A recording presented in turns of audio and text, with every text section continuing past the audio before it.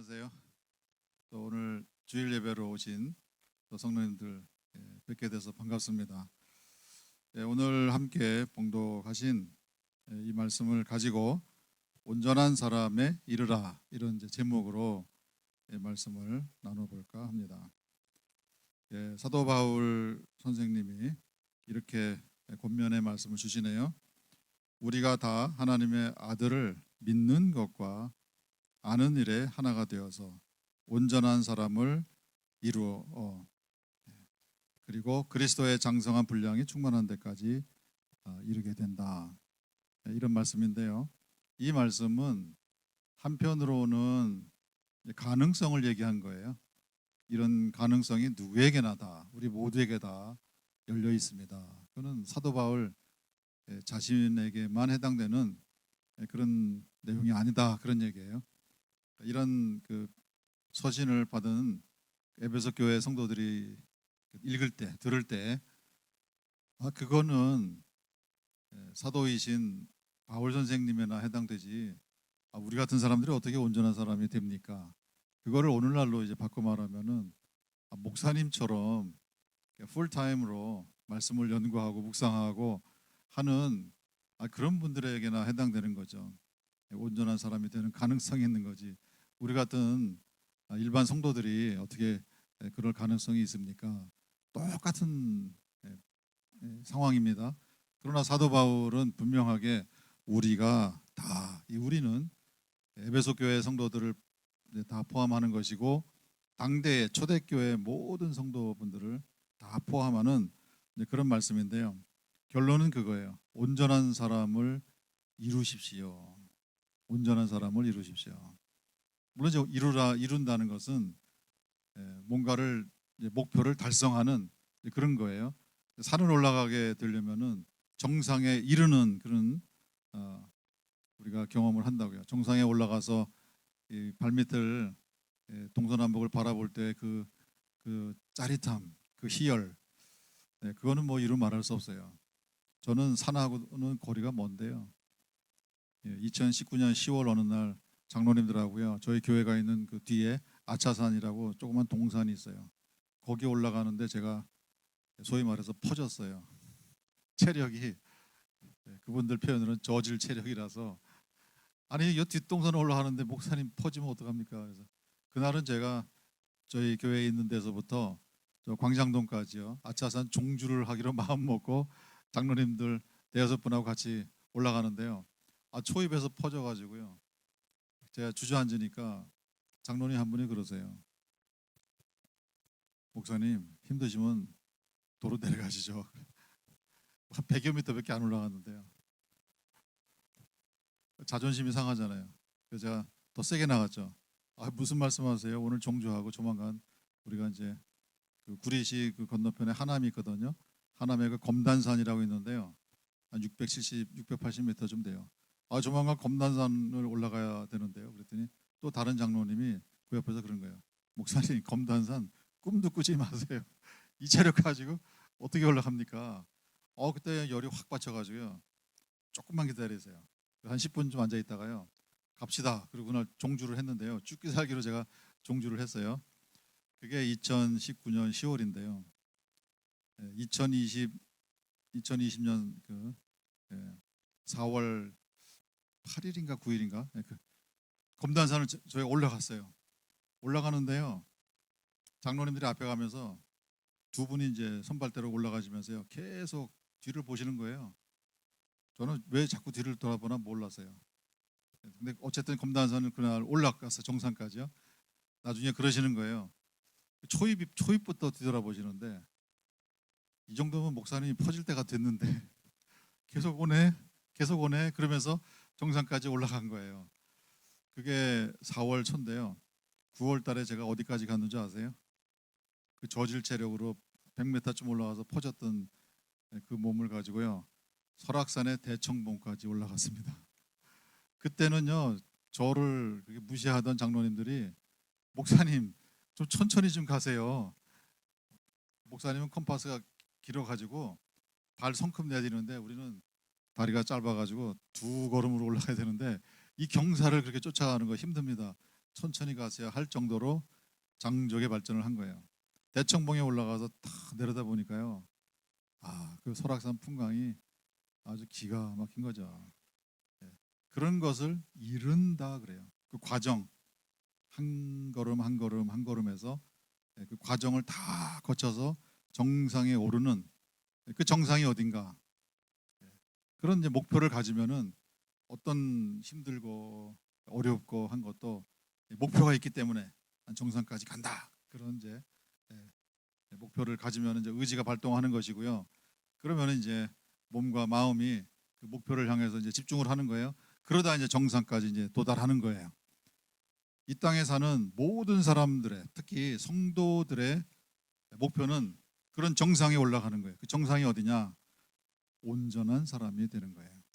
우리가 성취할 것들이 참 많이 있어요. 어치브한다 그러잖아요. 뭐 작은 성취들이 많아요. 어린 나이 때부터 우리가 노력해서 얻는 것들 많이 있을 수 있어요. 그런데 인생에서 가장 중요한 거는 온전한 사람을 이루는 그것을 우리가 해야 됩니다. 이것은 아버지로부터 우리에게 주어지는 명령어입니다.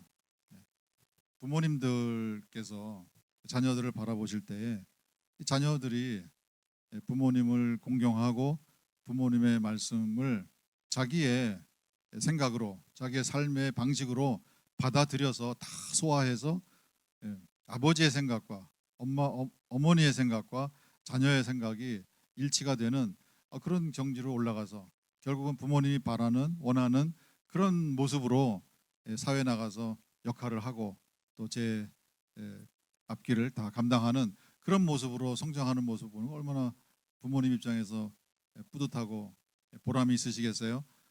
하늘에 계신 우리 아버지께서 우리를 자녀로 삼아 주시고 또 우리는 그분의 자녀가 됐단 말이에요. 그럼 자녀가 아버지처럼 되는 거, 아버지를 닮은 그런 사람들이 되는 거는 지극히 정상적인 것인데 어떻게 된 것인지 인류가 처음에 이 땅에 발을 딛게 된 그때부터 아버지에 대한 생각은 없고요. 각자 자기의 소견에 따라서 자기가 생각하는 옳은 대로 다 각자 흩어져서 살아가는 이런 모습이 이 세상에 발생하게 된 거예요. 그래서 노아의 시대 때에 우리 하늘에 계신 우리 아버지께서 드디어 열받으셨어요. 내가 인간을 지은 거를 내가 후회한다. 마음에 후회하신다. 이렇게 선언을 하시고요. 그리고 내가 다 이제 이 땅에서 다 멸해버리겠다. 그 이유는 마음으로 생각하는 모든 계획들이 악할 뿐임을 보시고 악하다는 것은 그 속에 아버지가 계시지 않는 거예요. 자기만 있는 거예요. 자기 생각하는 것이고 아버지에 대한 생각이 없는 관계가 끊어졌기 때문에 온전한 사람이 불량 인간들로 바뀐 거예요. 그런데 창조주께서 여호와께서 처음에 인간들을 지으셨을 때에 아담과 하와를 만드셨을 때 불량품을 만드셨겠습니까? 그렇지 않죠. 온전한 사람을 만들어 놓으신 거예요. 그것이 사탄의 유혹과 꾀임에 넘어가서 불량품으로 전락을 하게 된 거예요.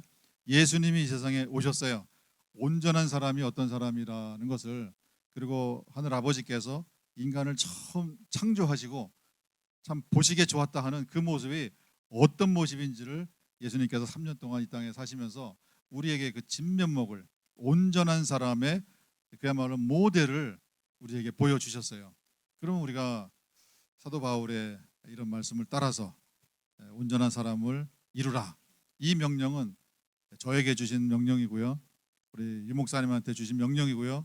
이 자리에 계신 모든 성도님들 그리고 이 땅에 존재하는 모든 성도들에게 주신 명령이자 이 가능성은 다 우리에게 열려 있다. 우리 모두가 다 온전한 사람이 될 수 있다. 그 길을 예수님께서 알려주시기 위해서 하늘에서 이 땅으로 직접 오시는 그 수고를 해 주신 것이에요. 그리고 우리를 그 길로 이끌어 가시려고 하는 거예요. 온전한 사람이 되셔야 합니다.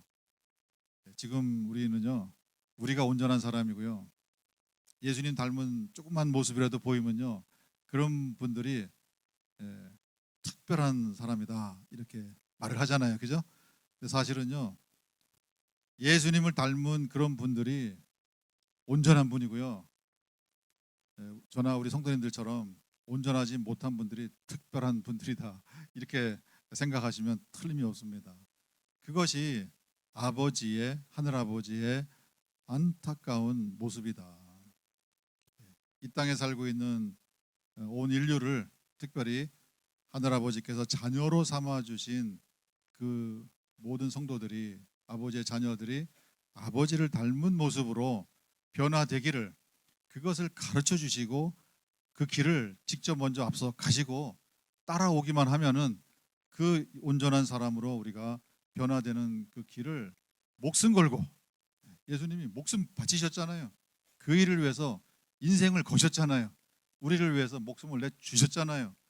목숨 걸고 우리를 그 길로 인도해 주시기 위해서 오셨다라는 것을 우리가 기억을 하신다면요, 이제라도 우리가 정말 깨어나서 온전한 사람이 되는 그 길로, 내가 내 인생의 목표를, 내 삶의 궁극적인 방향성을 여기로 내가 맞추고 이제는 살아야겠다, 그런 결단을 우리 성도님들이 다 하실 수 있게 되기를 간절히 바랍니다. 그 방법을 우리에게 알려주셨어요. 하나님의 아들을 믿으면 된다. 하나님의 아들을 믿는다는 것은 하나님의 아들 예수님과의 관계성을 말하는 거예요. 믿는다 안 믿는다 하는 것은 이 관계성에서 터져 나오는 것이지, 관계성 없이 뭐 수학 공식을 믿는 것처럼요, 그거는 믿음이 아닙니다. 이 믿음 속에는 예수님과 나 사이에 인간적인 관계가 있는 거예요. 이분이 나의 아버지시다, 아버지와 자녀다. 그러면은 믿는다 안 믿는다, 이 질문은요, 거기에서 이미 이제 결말이 나는 거예요. 해답이 나는 거예요. 어느 자녀가 아빠 엄마의 말을 안 믿는다? 그 자녀 맞습니까? 자녀 맞아요?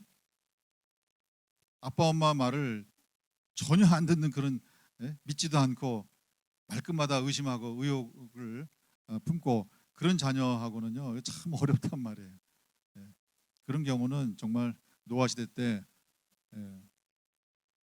여호와께서 그러셨던 것처럼 그런 자녀들은 다 정리해 버리고 싶은 그런, 그 정리가 뭐겠어요? 야, 호적을 파서 나가라 이런 그런 마음까지도 들 정도로요, 정말 속상하단 말이에요. 하늘 아버지께서 얼마나 속상하셨으면은, 당신이 직접 만드신 인간들을 다 물로 심판을 하시는가. 근데 자녀들에게 그런 관계성으로 들어와서 하늘 아버지와 함께 이 땅을 살아가는 아버지와 아들, 아버지와 딸의 관계로 살아가는 이 관계로 되게 되면은 그 믿음은 저절로 거기에서 기초적으로, 기본적으로 그 바탕에 믿음이 있는 거예요. 믿음 없이 그 관계는 성립이 안 된다라는 것을 아셔야 돼요. 그래서 우리 성도님들이 하늘 아버지와, 그야말로 하늘에 계신 우리 아버지 예수님이 오셔서 계속 강조해 주신 거예요. 우리 여기 계신 그 이틀 동안 같이 계셨던 분들, 요한복음 17장 한번 읽어 보셨나요? 구절마다 아버지, 아버지, 아버지, 아버지, 아버지. 공관복음에서 또 다른 장면에서 예수님이 유대인들에게 또 제자들에게 말씀하실 때, 하늘에 계신 창조주 여호와 하나님, 여호와 신, 유일하신 신이신 여호와, 그분을 생각할 때는 항상 너희의 아버지시다, 그것을 강조하신 이유가, 아버지와 자녀의 관계가 들어가지 않으면은 믿고 안 믿고 이런 가능성은 애시당초부터 존재하지 않는다. 뭐 저에게 믿음을 허락하여 주시옵소서, 그 백날 그렇게 간구하셔도 안 됩니다. 아버지하고의 관계가 들어가면요, 저절로 믿어지게 돼요. 관계가 든든해지고 관계가 깊어지면 깊어질수록 아버지를 믿는 것은요, 그건 자연스러운 거예요. 자녀의 입장에서 아버지를 믿는, 부모님을 믿는 그런 관계가 지극히 자연스러운 것처럼 그런 일들이 일어나게 되는 거예요. 그것을 우리가 해낼 때 온전한 사람으로 가는 그 길이 열려지게 된다. 두 번째는요, 하나님의 아들을 아는 거라 그랬어요. 그것도 마찬가지예요. 이 아는 것은 예수님이 보여주신 그 모델을 내가 그대로 본을 받아서 나도 예수님이 이렇게 생각하면 나도 그렇게 생각하는 거고요. 예수님이 이렇게 말씀하시면 나도 그렇게 말하는 거고요. 예수님이 이렇게 행동하셨으면 그런 상황에서 나도 이렇게 행동하는 이제 그런 사람이 되는 거예요.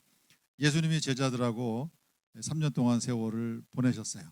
그리고 이제 마지막으로 예루살렘으로 올라가세요. 3번에 걸쳐서 내가 이번에 예루살렘에 올라가면은 고난을 당하고, 물론 이제 체포당하고 고난 당하고 얻어맞고, 그리고 십자가에 달려서 처참하게 죽임을 당하고 3일 만에 내가 다시 살아난다, 이런 말씀을 주셨어요. 이 말씀의 의미가 뭔지를 우리는 알잖아요. 창세기 3장 15절 말씀에 인류 구원을 염두에 두신 하늘 아버지께서, 창조주 여호와께서 아담과 하와에게 약속을 주셨어요. 여인의 후손이 뱀의 머리를 상하게 하는 날이 올 것이다. 인류를 구원하게 하는 날이 올 것이다. 그것이 드디어 실현되는 거예요. 그러면은 좀 알아차릴 그런 영적인 감각이 살아 있으면은 드디어 하늘의 계시가 주어지는 거구나. 온 인류가 수천 년 동안 기다렸던 인류 구원의 대서사가 드디어 이제 공개되는 것이구나. 그리고 예수님과 더불어서 예루살렘에 올라가서 그 장면을 보는 것이죠. 하나님의 여호와 우리 아버지의 구원 계획이 어떻게 펼쳐지는지 그 장엄한 현장에, 그 자리에 서 있을 수 있는 그 영광을 우리가 누리는구나, 이렇게 생각을 해야 되는데요. 웬걸 베드로가 뭐 어떻게 했습니까? 예수님이 그 말씀하시니까 그 앞을 가로막고요. 뭐라고 했어요?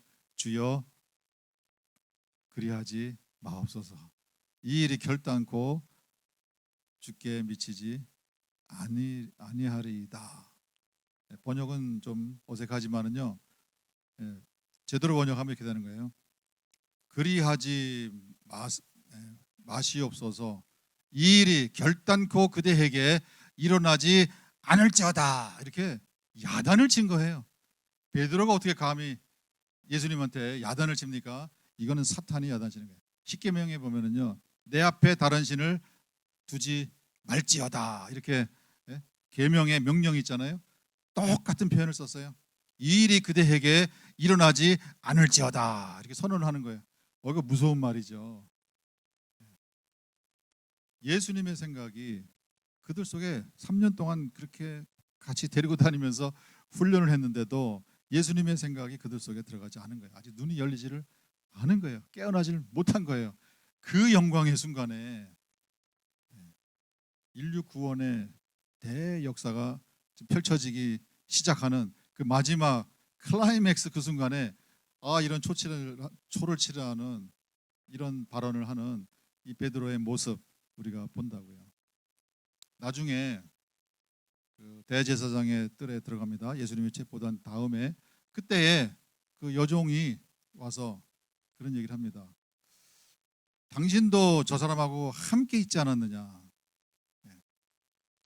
이런 절호의 찬스가 어디 있습니까? 그럴 때 긍정을 하는 것이죠. 왜?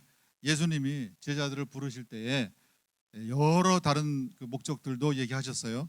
뭐 나가서 전도도 하게 하고 병자들도 치유하고 귀신도 쫓아내게 하고 하는 그런 목적을 위해서, 사역을 위해서 제자들을 부르셨는데요. 그 모든 것에 앞서서 가장 먼저 하신 말씀이 있어요. 예수님이 제자들을 부르셨는데 자기와 함께 있게 하시고, 예수님과 함께 있는 훈련을 시켜주시기 위해서. 근데 예수님과 함께 있는 그 훈련이라는 것은 사실은 성경 전체의 주제예요. 주제. 제가 첫날도 잠깐 말씀드린 것 같은데요. 에녹, 죽음을 보지 않고 하늘나라로 올라갔어요. 그분이 뭘 어치브 했느냐, 어느 경지로 올라갔느냐, 다른 거 없습니다. 그분이 이 땅에 남겨주신 모습은 하나님과 동행하더라, 하나님과 여호와와 함께 걸었더라. 이 한마디예요. 노아에 대해서도, 노아에 대한 평가죠. 노아는 당대 의인이요 하나님과 동행한 자이더라. 그 한마디밖에 없어요. 하나님과 여호와 하나님과 함께 이 땅을 걸어가는 것, 그것이 성경 전체의 주제고요. 온전한 사람의 삶의 모습이 그렇게 하나님과 함께 걸어가는 그런 삶을 살게 된다면은 우리는 온전한 삶으로 살게 된다. 그것이 하나님의 아들을 아는 것이. 근데 아는 것이 다 안다고 생각하실 수 있지만은 이 아는 것은요, 그 머리로 아는 것을 의미하는 게 아니에요. 제가 싱가포르에서 그 학생들을 가르칠 때요, 이 아는 것에 대해서 제가 설명을 하는 거예요. 이렇게 제가 설명을 해요. 물론 이제 싱가포르에도 크리스마스 임박해서요, 12월 되면은 뭐 싱가포르는 그 적도 위도가 5도, 6도 그 정도니까요. 거의 뭐 적도예요. 그러면 거기 뭐 눈이 오겠습니까? 적도에 눈이 오면 이제 큰일 나죠.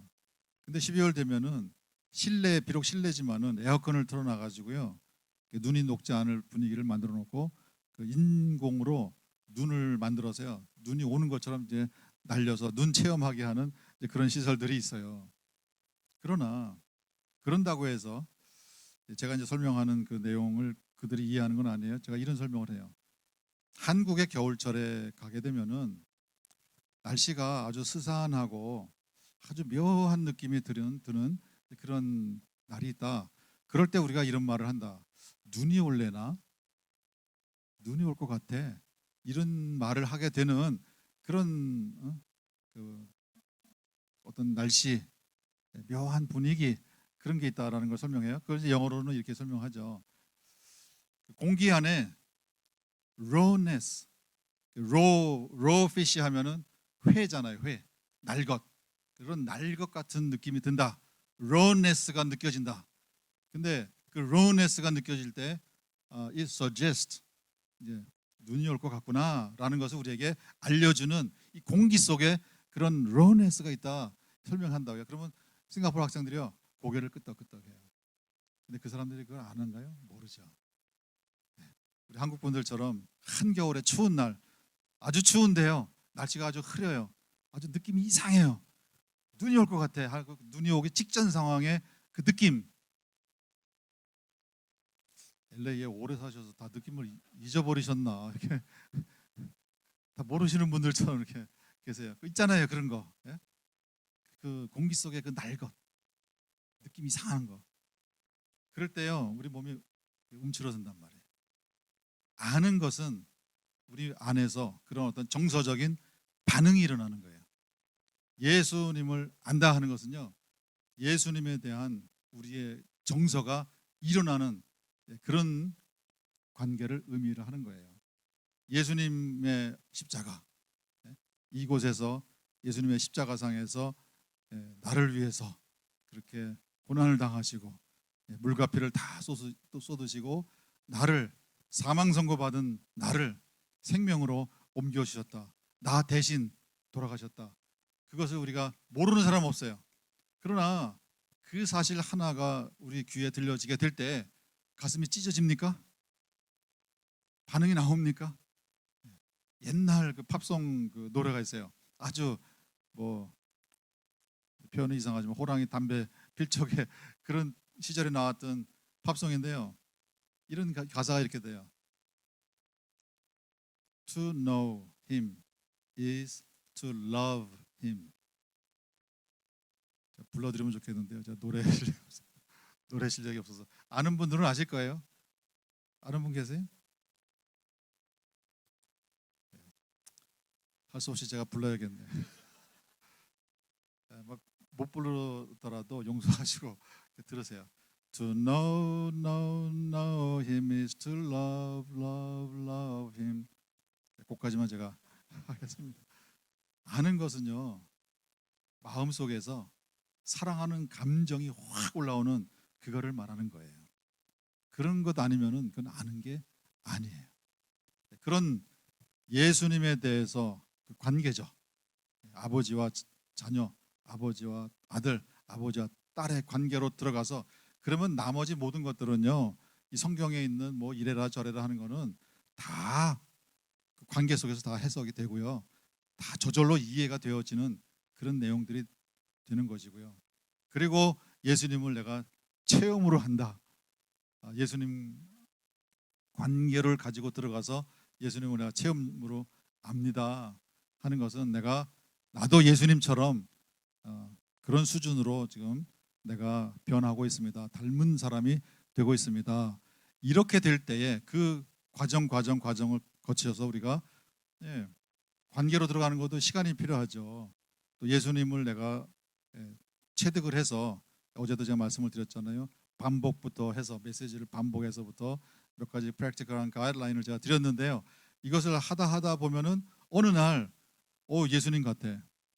뭐 운동 선수는 각 운동 분야에 최고 경지에 올라간 선수 있잖아요. 뭐 권투 선수들은 뭐 챔피언을 목표로 내가 저 사람처럼 권투를 잘하면 좋겠다. 그걸 생각하면서 연습을 많이 한다고요. 훈련을 많이 한다고요. 그러니까 어느 날 비스무리하게 그 선수 닮아가는 모든 영역에서 우리의 롤 모델이 있어요. 내가 좀 롤 모델처럼 되겠다. 우리 예수님이 우리의 롤 모델로 우리 인생의 목표로 살아가는 그 과정을 거쳐가다 보면은 우리는 언젠가는 온전한 사람이 된다. 그거는 이제 과정이에요. 우리에게 필수적인 거예요.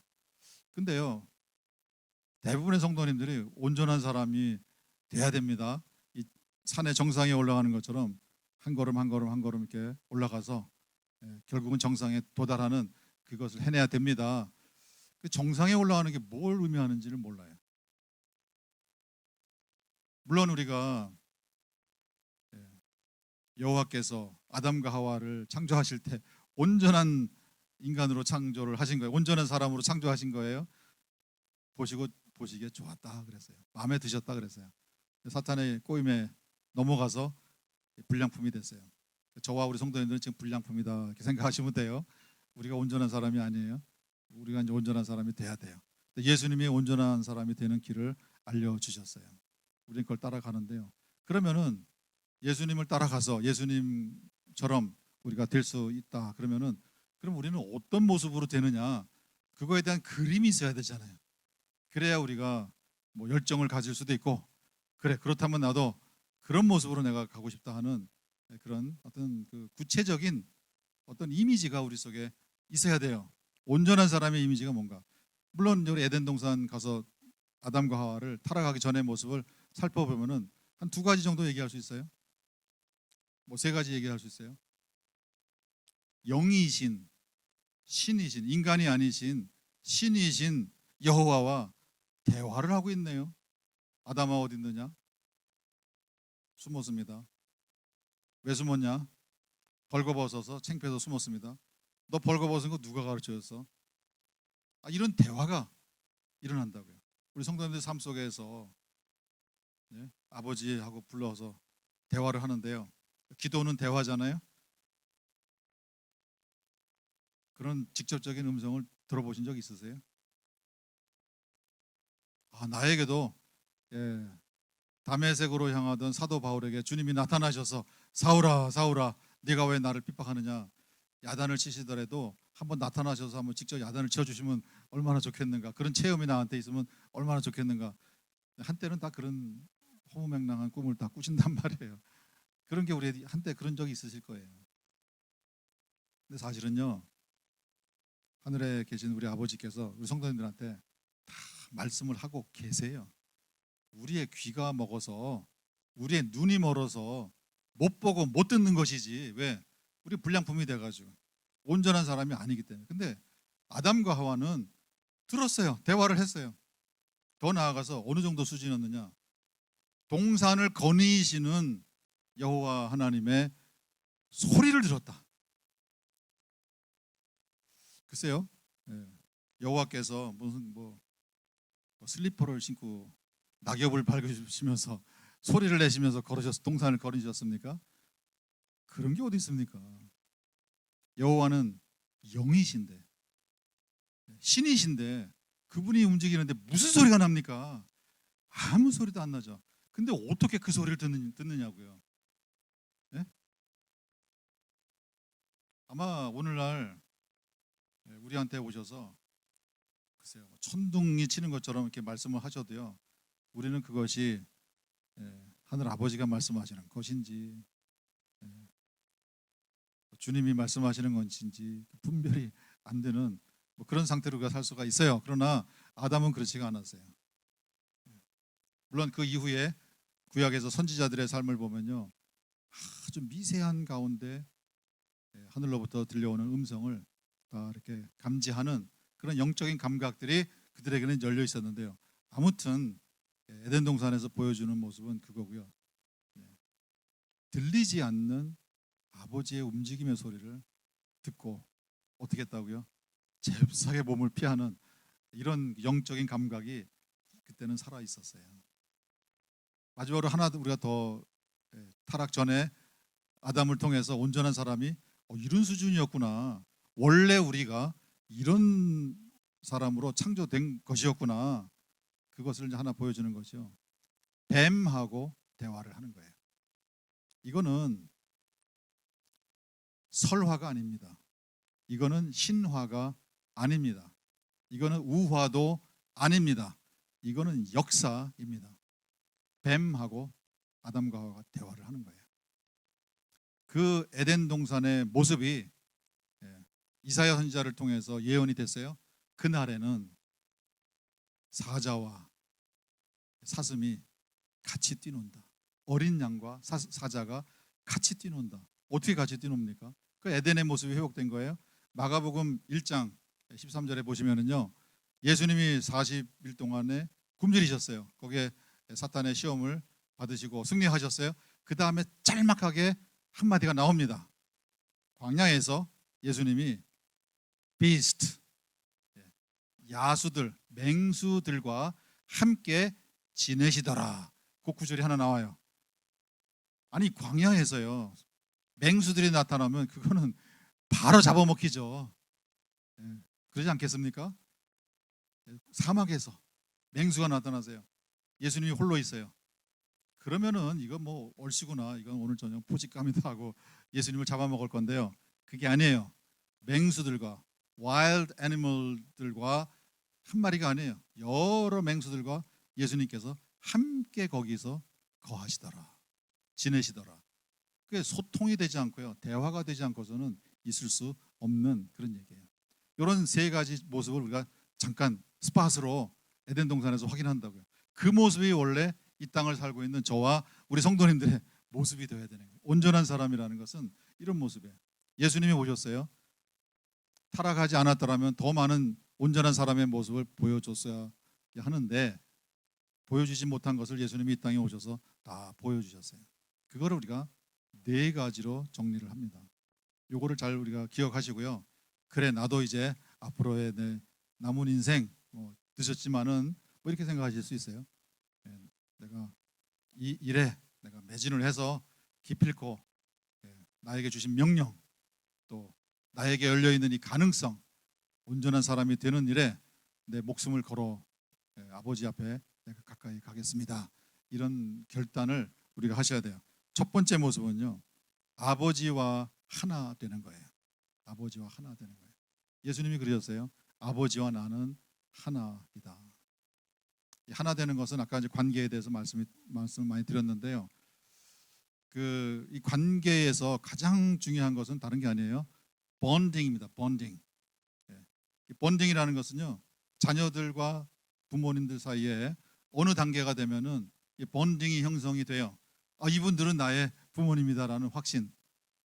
이 본딩이 없으면은요, 참 불쌍한 삶을 살게 돼요. 그건 고아예요. 고아들은 그 본딩이 없어요. 그렇기 때문에 참 불쌍한 거예요. 예수님이 제자들을 향해서 그런 말씀을 주셨어요. 내가 너희를 고아와 같이 내버려 두지 않겠다. 그것은 예수님과 제자들 사이에 이런 본딩의 관계가 열려 있다라는 거예요. 이 본딩이 형성되면요, 어디까지 들어가느냐? 제가 이미 한번 슬쩍 언급을 한 구절이기도 하지만은 성경 전체가 그래요. 다윗이 사망의 음침한 골짜기로 내가 다닙니다. 그러나 나는 해를 두려워하지 않습니다. 왜? 나는 우리 아버지와 이 본딩이 있습니다. 그분은 나의 아버지시고 나는 그분의 자녀라는 이런 확신, 이런 믿음, 그것은 이제 우리식으로 오늘날 용어로 이 본딩이 있기 때문에 나는 두려워하지 않습니다. 이 본딩이 있으면요, 어떤 상황에 들어가도 흔들리지 않습니다. 이 세상엔 무너지지 않고요, 이 세상에 무릎을 꿇지 않는 거예요. 요셉이 형들의 미움을 받아서 애굽으로 팔려갔어요. 그러나 그의 심령 속에서는 여호와 하나님과 본딩이 있었어요. 그 본딩이 있었기 때문에 보디발의 아내가 유혹을 하더라도 내 아버지 앞에서 내가 이런 죄를 범하면 안 됩니다 하는 의식이 저절로 그 속에서 올라오게 되는 거예요. 그리고 나중에 바로가 요셉을 바라보고 뭐라 그럽니까? 여호와의 영이 함께 하는 자로다. 그걸 본 거예요. 그것은 다른 게 아니에요. 요셉과 여호와 하나님과 사이에 그 본딩이 있었던 거예요. 그러면 어디로 가든지 형통하게 될 것이다라는 그 확신. 왜? 하늘과 땅과 바다와 그 가운데 만유를 지으신 창조주 여호와께서 내 아빠인데, 내 아버지인데, 그분에 대한 내 본딩이 있는데, 본딩이 약해지면요 의심이 들어와요. 나를 사랑하시나? 나를 사랑하지 않나? 가끔 이제 그 디즈니 영화 이런 거 보면요, 그 뭐 클로버 뭐 나뭇잎 가지고 loves me, loves me not, loves me, 나를 사랑하는가? 사랑하지 않는가? 사랑하는가? 사랑하지 않는가? 그런 장면들이 있잖아요. 그래 나중에 사랑한다로 끝나면 뭐 기뻐하고, 아니면은 이렇게 풀주고 하고, 그런 거는 본딩이 아니에요. 이 본딩은요 끊어지지 않는 가장 강력한 힘줄, 어떤 검으로도 끊을 수 없는, 이건 쇠줄과 같은 그런 본딩이에요. 그것이 사도 바울, 이 본딩이 있기 때문에 그리스도 예수님 안에서 내가 느끼는 이 본딩, 그건 사랑이라고 표현하는 거예요. 내가 예수님을 알기 때문에, 그것이 있기 때문에 나에게 칼이 들어와도 나는 기뻐합니다. 왜?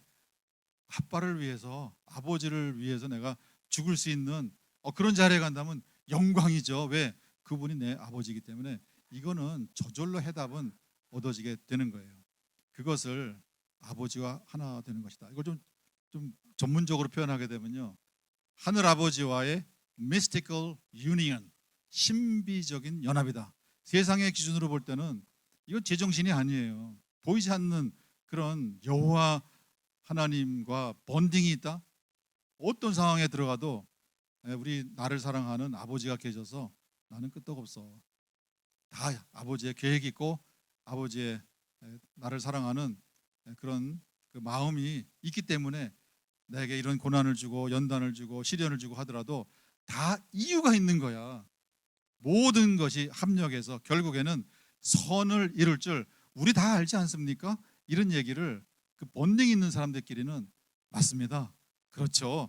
다 체험 속에서 그런 고백을 하는 그런 공동체가 이 세상에 탄생하게 되는 거예요. 우리 성도님들의 삶 속에서도요, 모든 것이 합력하여 결국에는 선을 이루게 될 줄 믿습니다. 그 본딩이 우리에게 있으면요, 이에 대한 믿음은 전혀 흔들리지 않아요. 이런 모습이 온전한 사람의 첫 번째 모습이다. 온전한 사람의 두 번째 모습은요, 육에 대해서 다 죽는 거예요. 육에 대해서 죽는 건데요, 천국에 가면은요 모든 부정적인 거는 천국에 들어가질 못합니다. 이 땅에 사는 동안에는요 어쩔 수가 없어요. 이 땅의 현실이 우리가 불량품이 돼가지고요 온전한 모습을 잃어버렸기 때문에 어쩔 수 없이 이 과정을 우리가 거쳐가야 돼요. 그러나 이 과정을 우리가 벗어나서 한 걸음 한 걸음 딛고 일어나서 결국은 산 정상에 오르는 것처럼 온전한 사람의 그 모습까지 올라가야 되는데요, 그 과정에서 우리가 하나씩 하나씩 버리고 떨치고 우리 속에서 이제 제거해야 되는 것들이 있어요. 그 모든 부정적인 것들이에요. 부정적인 것들은 다 악한 것들이에요. 저희도 어렸을 때요, 국민학교, 요즘에는 초등학교라 그러죠. 초등학교 때부터, 저희 시절은 국민학교 때요, 국어에 이제 숙제를 내준다고요. 그러면은 이제 뭐 반대말, 그런 이제 그 정리하는 게 있잖아요. 그 옛날에 그 전과가 있어요. 그러면 그 반대말 또는 유사말 해가지고요. 사랑의 반대, 뭐 미움 해서 이제 그걸 같이 이제 우리가 공부하고 했어요. 하늘에 올라가게 되면은요, 모든 반대말들은 하늘나라에 들어갈 수가 없어요. 사랑은 그곳에 있지만은 미움은 하늘나라에 없는 거예요. 이 땅의 현실에만 있는 거예요. 그런데 문제는 그런 반대말 두 가지가 긍정적인 것과 부정적인 것이 우리 안에 다 들어와 있는 거예요.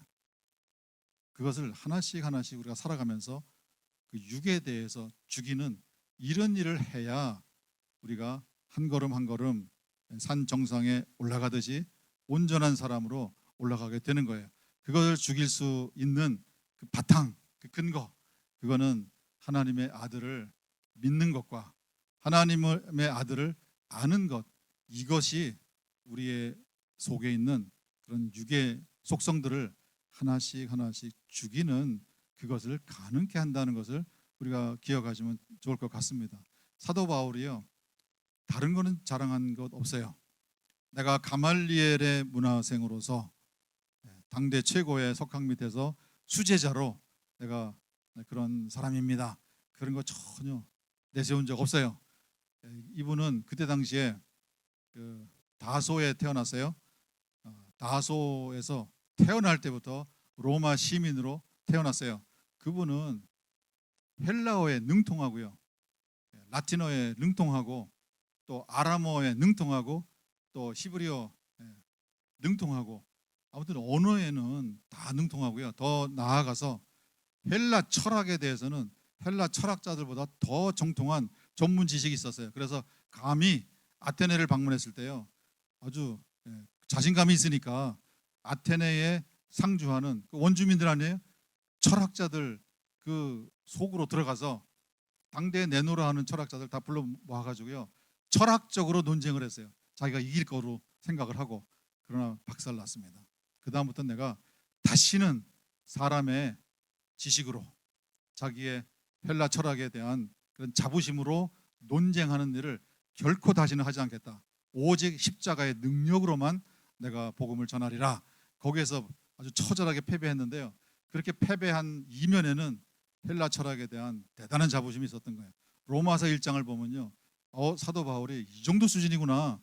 로마서 1장에 구절구절에 헬라의 스토아 철학의 핵심 개념들을 다 뒤집어서 복음화시키는 이런 정말 뭐 말도 안 되는 그런 능력의 소유자라는 것을 우리에게 알려주는데요. 그러나 사도 바울은 그런 것 전혀 자랑하지 않았습니다. 사도 바울은 그 능력이 어마무시했어요. 뭐 죽은 유두고 청년이잖아요. 사도 바울의 설교를 듣다가 지루해서 조는 정도가 아니라 떨어져서 죽었단 말이에요. 얼마나 피곤했으면 그랬을까 뭐 이해는 되지만은, 그 대목에서도 사도 바울의 설교도 듣고 졸다가 떨어졌구나. 그러니까 오늘 제 설교 들으시면서 주무시는 거는 정상이다, 제가 그렇게 생각을 하는데요. 근데 어쨌든 떨어져 죽은 유두고 청년을 사도 바울이 살려냈단 말이에요. 그런 거 자랑 안 했어요. 1차 선교 여행, 2차 선교 여행, 3차 선교 여행, 얼마나 많은 영웅담이 있습니까? 그런 거 전혀 자랑하지 않았어요. 근데 내가 한 가지 내가 자랑하겠다.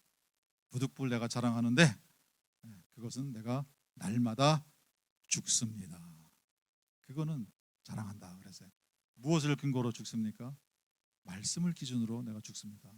그 부분에 대해서도 어제 잠깐 설명을 드린 부분이 있어요. 그러나 그 모든 것을 그런 죽이는 일을, 육에 대해서 죽는 것을 가능하게 하는 것은 하나님의 아들을 믿는 것과 하나님의 아들을 아는 것에, 제가 설명을 안 드리고 지나갔는데요, 하나가 되어, 이것은 전심이에요. 모든 관심 사항이 여기에 집중한다, 그걸 말하는 거예요. 우리 성도님들이 거기에 집중하시면은 육에 대해서 죽는 것도 우리가 해낼 수 있어요. 그러면 우리가 한 걸음 한 걸음 정상을 향해서 발을 내디딜 수 있도록 점점 우리의 삶의 고도가 높아지는 그런 일이 일어나게 되는 거예요. 세 번째는요, 말씀의 immersion, 말씀에 들어가는 거예요. 말씀에 들어간다는 것은요, 어제도 말씀드렸지만 영어로 말하면요, 영어 단어를 모르는 게 없어요. 모르는 게 없고, 저도 뭐 영어는 한국에서 공부해가지고 그래도 어느 정도 경제에 올랐다고 하는데요. 제가 볼 때 야, 이분들의 영어는 도달했구나 라고 감탄하는 분이 두 분이 있었어요. 한 분은 김우창 교수라고요. 아시는 분이 대한민국에서 1세기에 한번 나올까 말까 하는 인문학자세요. 이분은 뭐 인문, 사회, 자연과학 모든 영역에 통달하고요. 동양의 사상에 대해서도 통달한 그런 분이신데요. 헬라어, 라틴어, 불어, 독일어, 영어는 말할 것도 없고요. 아무튼 제가 보기에는 대단한 분인데요. 외국의 석학들이 와서 대화를 하는데요. 아니 어떻게 이 대목에서 이 단어를 써서 말씀하실까? 꼭 한 단어 쓰는 것이 다른 표현으로 10마디 하는 것보다 이 단어 하나를 쓰면은 그거를 다 흡수해서 표현할 수 있는 아주 적재적소에서 최고의 단어를 골라서 탁탁탁 쓰는데요. 이거는 경이로운 거예요. 김우창 교수. 그래서 그분에 대해서는 영어 실력뿐만 아니고요. 그분의 학문적인 깊이에 대해서는 한국에서 이렇게 정말 또라이 같이 자기가 자신의 호를 돌이라고 했어요. 이제 또라이인데 김용옥 교수라고요. 근데 그분도 대단한 분이세요. 그 돌이라고 하잖아요. 그게 돌입니다, 돌. 본인이 자신의 호를 이제 도올이라고 했는데 제가 그분의 강의를 직접 들은 적이 있어서 돌이다. 근데 진짜 돌같이요. 안 부딪히는 데가 없어요. 한국에서 다 부딪히는데 유일하게 그분에 대해서는 아주 절대 존경을 표하는 그런 이제 선생님이세요. 김문창 교수. 근데 김용옥 교수 말이 나왔으니까 그분이 또 존경하는 분이 또 한 분이 있었어요. 한승주. 예전에 아마 미국 대사를 하셨나? 외교부 장관 하셨나요? 그런 분인데요. 그분은 예전에 그 뉴스위크의 칼럼니스트로 그분도 마찬가지예요. 가끔 이제 TV에 나와서 외국 분들하고 이제 시사 문제에 대해서 대화할 때 보면요 똑같아요. 어떻게 이분은 이럴 때 이런 단어를 이렇게 적재적소에 정말 써야 되는 그 단어를 어떻게 이렇게 잘 구사할까? 아주 그냥 감탄하는 이제 그런 분이 두 분이세요. 영어의 세계를 얼마나 깊숙이 들어가 있으면은 그렇게 영어를 구사할까? 그 상황에서 다 다른 방식으로 표현할 수도 있어요. 그러나 어쩌면은 그 단어를 그렇게 순발력 있게 그 자리에서 끄집어내서 사용하실 수 있을까? 그거는 그분 안에 그런 어휘력이라든가 또는 그 사상의 깊이라든가 이게 아주 출중하다는 얘기예요. 그럴 정도로 우리 성도님들이 모두가 다 한 분도 빠지지 않고 이 말씀에 대해서 우리가 메시지들을 우리 속에 풍부하게 가지고 있는 거예요. 그래서 어떤 상황이 부딪혔을 때에 이 상황에 가장 적절한 말씀은 로고스는 이거다. 바둑 말씀도 드렸지만은 지금 이 상황에서 반상 최대의 점은 여기다. 그것이 바둑 7급이 여기다라고 하는 것과 바둑 1급이 여기다라고 하는 것과 프로 1단 기사가 여기다 하는 것과 신진섭, 박정환 이런 말씀을 드렸는데요. 소위 말해서 같은 구단들도 경이롭게 바라보는 초인류 기사들이 여기다라고 한 수 놓는 거하고는 이거는 어마어마하게 차이가 나는 거예요. 영어권에서는 아까 말씀드린 그런 두 분이 초인류 실력자다 이렇게 말씀할 수 있는데요. 이런 말씀들이 내 안에 어제 말씀드린 것처럼 풍성하게 거하는, 그래서 말씀에 immerse 깊숙이 들어가서 많은 메시지들을 내가 가지고 있는 거예요. 무기로 가지고 있는 거예요. 왜? 사단이 우리를 공격할 때 우리가 하나님의 전신갑주를 우리가 다 무장을 하고 사단에 맞서 싸워야 되는데요. 다른 거는 다 방어용 무기예요. 하나, 공격용 무기가 있습니다. 성령의 검. 그게 뭡니까? 말씀입니다. 내 속에 말씀이 가득 들어있으면요, 이 상황에서 가장 적절한 것은, 가장 능력 있는 것은, 그리고 사단의 모든 계계를 무찌를 수 있는 그 말씀은 이거다라는 것이 내 속에서 올라올 수 있는 정도로 우리가 이 말씀 실력을 키워야 돼요. 단어 실력 뭐 1000단어부터 시작해요. 뭐 500단어만 알면 기초 회화는 한다 뭐 이렇게 하잖아요.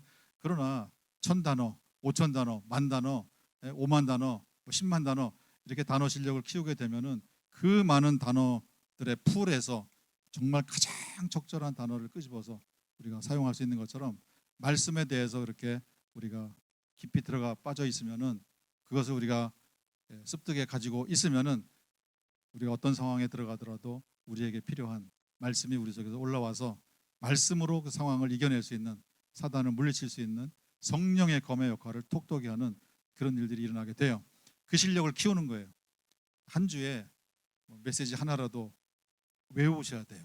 내 것으로 만드셔야 돼요. 그것이 1년을 간다고 해보세요. 한마디 말씀이 인생을 바꿀 수도 있는데요.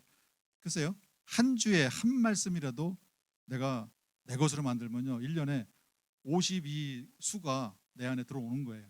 10년이면요 520가지의 수가, 말씀의 수가 나한테 있는 거예요. 그걸 내가 활용을 해서 내가 실제 상황에서, 실전에서 온전한 사람의 모습을 조금씩 7급이었다가 1급이었다가 1단이었다가 5단이었다가 9단이었다가 또 9단을 넘어서서 초인류로, 성경 말씀은 그리스도 예수님의 장성한 분량까지 충만하게 되기를 자라갈지어다. 그는 초인류를 말하는 거예요.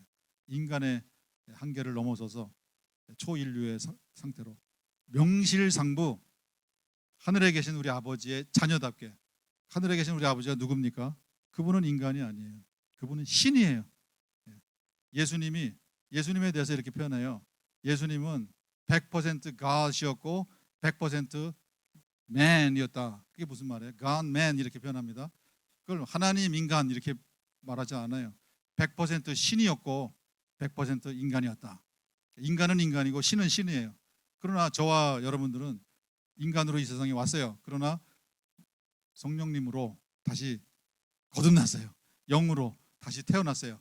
그러면 우리는 뭐가 됩니까? 신의 자녀가 되는 거예요. 신의 속성을 우리가 가진 사람으로 이 세상을 사는 거예요. 그것은 인간의 자연인의 범주를 벗어나게 되는 거예요.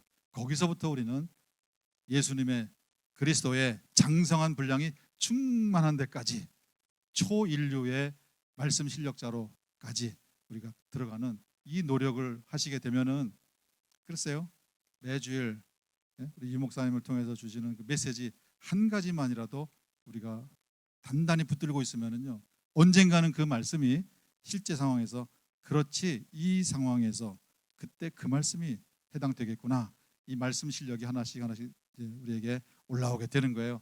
초보라도 상관없어요. 이제부터 한 걸음 한 걸음 올라가시면 돼요. 한 메시지 한 메시지. 근데 뭐 주일에 한 메시지만 있습니까? 이제 들으시다 보면은 이것도 나를 향해서 주시는 음성인가 보다, 그런 것이 알아차려지게 되면은요, 그거를 다 기록을 했다가 매주 뭐 3개 내지 5개 이거를 내 것으로 외워 가지고 계시면은요, 영어에 아까 말씀드린 김우창 선생님처럼, 한승주 선생님처럼 그렇게 아주 탁월한 초인류 실력자들이 되는 것처럼 우리도 영의 세계에서 그리스도의 장성한 분량이 충만한 초인류의 모습으로, 그것이 정상의 모습인데 그런 모습으로 들어가면요, 그분들은 특별한 사람들이고 내가 정상이다, 이 생각을 이제 뒤집는, 회전하는 그런 일이 우리에게 일어나게 될 거예요. 나는 언젠가는 정상적인 인간이 될 거다, 온전한 인간이 될 거다, 온전한 사람이 될 거다, 이런 자신감과 이런 열정을 가지고 말씀을 하나씩 먹으시는 우리 성도님들 되시기를 바랍니다. 마지막으로 예수님을 따라가서 온전한 사람이 되는 4번째 영역, 그는 은사와 능력의 세계가 열려지게 되는 거예요. 아까 말씀드린 것처럼요, 동산을 거니는 하나님의 소리 안 들립니다. 예전에 오래전 팝 듀엣인데요, 사이먼 앤 가펑클이라고 있어요. 그분들 노래 중에 Sound of Silence, 그런 노래 제목이 있어요. 이게 악시모란 아닙니까? 악시모란이라는 거는 뜨거운 얼음처럼 말이 안 되는 거예요. 이 사일런스에 무슨 사운드가 있습니까?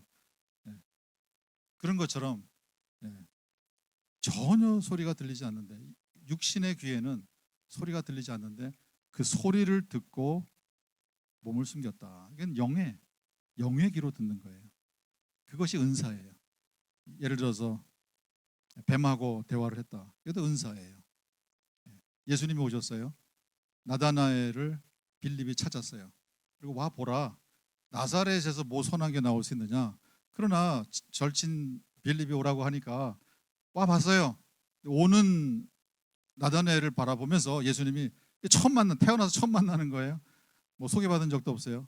근데 다짜고짜로 보라, 참 이스라엘 사람이로다. 그 속에 간사한 것이 아무것도 없도다. 이렇게 말씀하셨어요. 근데 나다나엘이 저를 어떻게 아십니까? 빌립이 자네를 찾기 전에 무화과나무 아래 있을 때 내가 봤지. 봤다는 것은 네가 무화과나무 있을 때 그 생각했잖아. 그러니까 나다나엘이 뒤집어져 가지고요. My Lord, my God, 이스라엘의 왕이십니다. 그렇게 고백이 나오는 거예요. 방금 전까지만 해도 나사렛에서 뭐 선한 게 나올 수 있어. 그랬던 사람이 예수님 만나고 그 두 마디에 당신은 참으로 이스라엘의 왕이십니다. 이렇게 나오는 거예요. 이건 은사죠, 은사. 멀리서 나사로가 죽었어요. 그 누이들이 예수님 보고 오라고 하는데도요, 안 가셨어요. 죽은 다음에 제자들한테 그렇게 하셨어요. 나사로한테 가자. 나사로가 잠들었다. 아니, 그 먼 곳에서, 멀리 떨어진 곳에서 나사로에게 무슨 일이 일어나는지 누가 기별해 준 것도 아닌데 그걸 어떻게 하시냐고요. 건너편 마을로 가라. 그러면은 길가에 낙이 새끼가 메어져 있는 것이 있을 것이다. 그것을 풀어갖고 가져와라. 그러면은 그 낙의 새끼 그 주인이 달려와 가지고 당신들 모여 남의 낙의 새끼 왜 훔쳐가, 이렇게 와서 얘기하거들랑 주님께서 쓰시겠다. 그렇게만 얘기해라. 그러면은 줄 거다. 앞으로 무슨 일이 일어날 것까지, 그 주인이 와서 뭐라고 말할 것까지 예수님은 다 아시는 거예요. 미래를 다 들여다보시고 미래에 어떤 상황이 벌어질지도 다 아시는 거예요. 이런 모습이 온전한 사람의 모습이에요. 제자들이 가니까 정말 똑같이 일어났어요. 또 한 번 더 그랬어요. 시내로 들어가라. 6월절을 이제 준비하는 거예요. 시내 들어가면은 물동이를 이고 가는 남성이 있을 것이다. 그를 따라가서 6월절을 준비하면 된다. 그때 당시는요, 저희 어렸을 때도 그렇지만은 이 물동이를 이고 다니시는 분들은 여성분들이세요. 그렇지 않았나요? 권사님 그거 이어보셨어요? 어렸을 때? 저는 물동이 이고 가는 그 그림만 보면은요, 제가 크게 잘못한 일이 있어가지고요, 어렸을 때 개구장이 짓 하다가요, 물동이잖아요. 또 손에 들잖아요. 근데 저희가 살던 그 시골 동네에요, 약간 좀 이렇게 그 정신이 조금 이제 안 좋은, 옛날에 그런 분들이 좀 있었어요. 근데 그런 사람들은 힘이 엄청 세요. 근데 머리에 손도 안 대요. 그냥 아주 이렇게 실력이 있어가지고요, 올려놓고 그 다음에 손에 양손으로 또 어깨에 쥐고 이제 물을 이제 날른다고요. 그럼 저는 저 뒤에서 숨어가지고요, 새총으로요, 그 맞히는 거 물동이, 그거 하다 한번 걸렸는데요. 몇 번 하다 보니까 그 여자분이 알아차렸어요. 젊은 여자분인데요. 제가 이제 숨은 걸 이제 감지를 하고요. 요 대목에서는 새총에 돌멩이가 날아오겠다. 그래서 제가 겨냥을 하는데요, 물동이를 내려놓는데 도망가야 되는데 제가 그 다리가 프리즈가 됐어요. 갑자기 당황하니까요, 못 도망가겠더라고요. 근데 와가지고 그냥 제 얼굴에 그냥 이렇게 치었는데요, 이 코에 한 대 맞았어요. 생코 터진다 그러잖아요. 근데 왜 이런 얘기를 하고 있지 제가? 아무튼 물동이를 지고 가는 남자가 있을 것이다. 그러니까 그 시대에도 다 여성분들만 물동이를 지고 왔는데, 아니 남자가 물동이를 지고 하는 거, 그건 그 시대 문화에서는 있을 수 없는 건데요. 그걸 어떻게 미리 내다보시고 제자들에게 말씀하시는가? 참 이런 부분들이 일상이에요. 예수님에게는 일상이에요. 그리고 예수님에게 온 그런 병자들 다 고쳐주셨고, 그리고 안식일에 회당에 들어가세요. 귀신 들린 사람이 와 있는지 아무도 몰랐어요. 그만큼 영적으로 유대교가 바닥을 쳤다 그런 얘기예요. 왜? 그렇게 할라카를 예? 가르치고 유대교의 공동체의 그 순수성을 지키려고 그렇게 노력한 사람들이 회당 안에 귀신 들린 자가 들어온 것을 알았다면 못 들어오게 하죠. 문둥병에 걸린 사람들은 동네도 못 들어오게 돌멩이를 던져가지고 쫓아내고 하는데, 그런 사람들이 귀신 들린 자가 회당 안에 버젓이 들어와 있는 걸 그냥 내버려 뒀겠습니까? 몰랐으니까. 근데 예수님이 회당 안에 들어가시면서 우리는 알죠.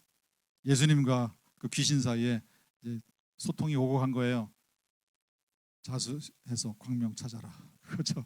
근데 거기는 자수해서 광명 찾는 게 아니고 자수해라. 거기까지만 말씀하셨겠죠. 그러니까 자기가 스스로 입을 열어서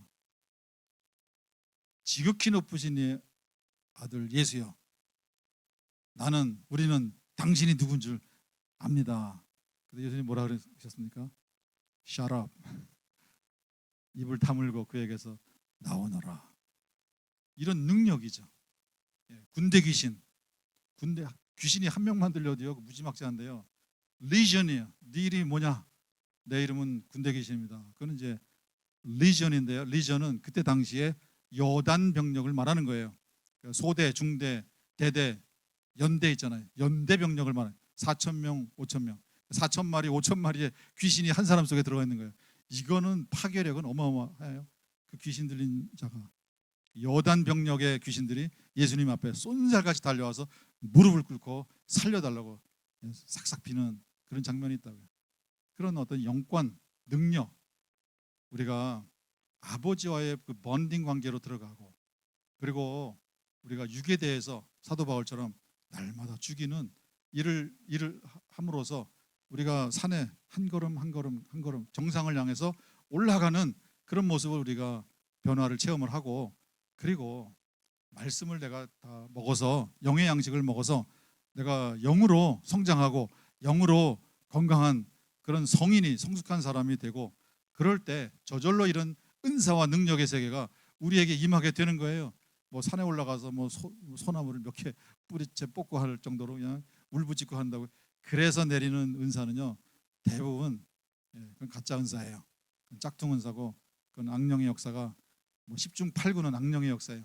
말씀을 통해서 들어갈 때 우리에게 열려지는 그 은사와 능력의 세계, 그 세계로 들어갔을 때에 우리에게 온전한 사람의 모습이 서서히 구현이 돼 가는 거예요.